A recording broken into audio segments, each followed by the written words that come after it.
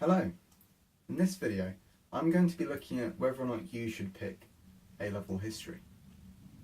I'm going to be trying to do that by outlining some criteria and raising some questions which you should answer when you're considering whether or not history is a good fit for you at A-level. First off, like with the other video, I'll give a bit of information as to why you should pick history in general. It is probably the most respected essay subject at A-level. It can help you in any degree course, right from sciences to subjects like history and literature. And it's also incredibly useful for subjects like economics. And the reason it's so useful is because the A-level history course isn't, at least for the Edexcel spec, isn't just political history, it's not just economic history, it's not just social history. It combines all three. And so let's say you do politics, economics and history. The stuff you learn about in history will be able to help you with politics and economics, because history is just an example of a certain political or economic climate and scenario. First off, with the same as when we were looking at maths, what was your GCSE attainment like? And there's one thing I want to get across really clearly, and that is that if you didn't do history at GCSE, it totally doesn't matter. Loads of students have success at A-level history without doing it at GCSE, and that is because it is very likely that the actual content you covered at GCSE history has nothing to do with what you're going to be looking at A-level. There is a disclaimer though. If you didn't do history, you need to have done well in essay subjects like English language, English literature, RE, probably citizenship to an extent, but you need to be good at essays, because that is the bread and butter of this subject. You will have an opportunity in lessons to give oral debates, but the vast majority of what you're going to be doing is either leading towards or actually doing an essay. If you did do history at GCSE, great, it's a really good GCSE to do. But know that at A-level, the depth of knowledge is so much more than at GCSE. In fact, estimating it's probably about 8 times more.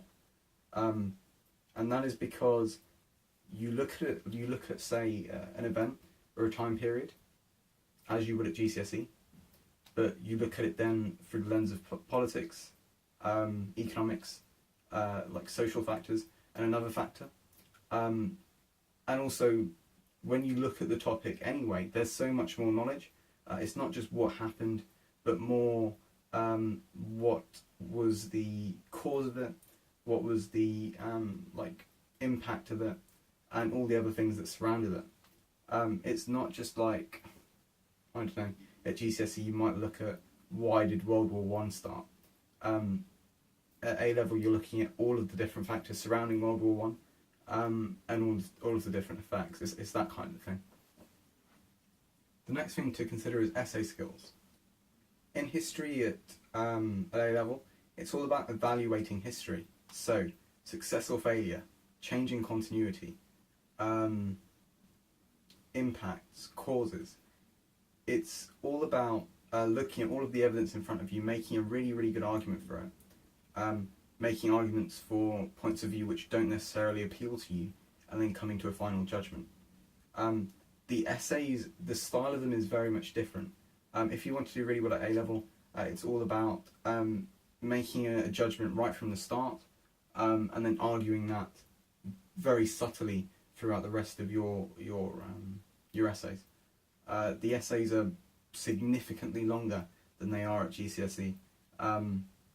You can expect about 4 very large paragraphs per essay, and that's not including an introduction and a conclusion.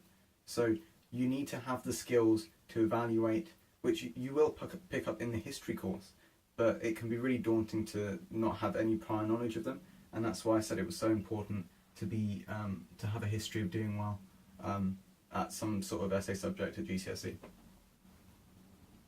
You also need to have a love of history. History it's important to not like history because you say history repeats itself, because it doesn't, in my opinion.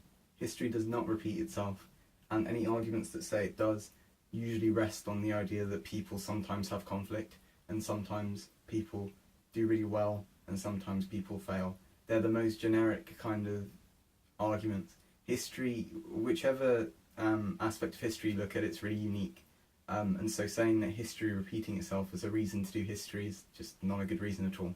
What is a good reason, in my opinion, is you love looking at the intricacies of events and the causes and the effects on real people. When you do history at A level, it's not going to be great man history, and what I mean by great man history is the history of Alexander the Great, and his individual struggle to have conquests and glory. It's not about that. It's about the effects of historical events on regular people and why they actually came to pass. Don't choose history because you want to learn about like role models. Choose history because you want to learn about why things happen and what's actually happened. However, there is, I think, in history an opportunity to learn so many great stories. And usually they're not the stories of amazing people, they're just the stories of weird coincidences and like weird occurrences. Of course, that will depend entirely on the topic that you're doing, which is another bit of advice. If you absolutely hate studying the Tudors, and your sixth form offers Tudors at A level, don't choose history or like just self-teach it. It's going to be so much of a struggle to study a period of history which you absolutely hate, because the amount of depth you need to learn it in is just going to be so boring. Also, although you don't need to read around the history for your course, I think you should want to read around the history. You should be doing subjects which encourage your wider interest, and so you should be more interested, let's say in the USSR section, you should be more interested in learning more about Lenin's political ideologies and Marxism and like Stalin's weird habits. You should be doing the subject if learning it encourages you to do more.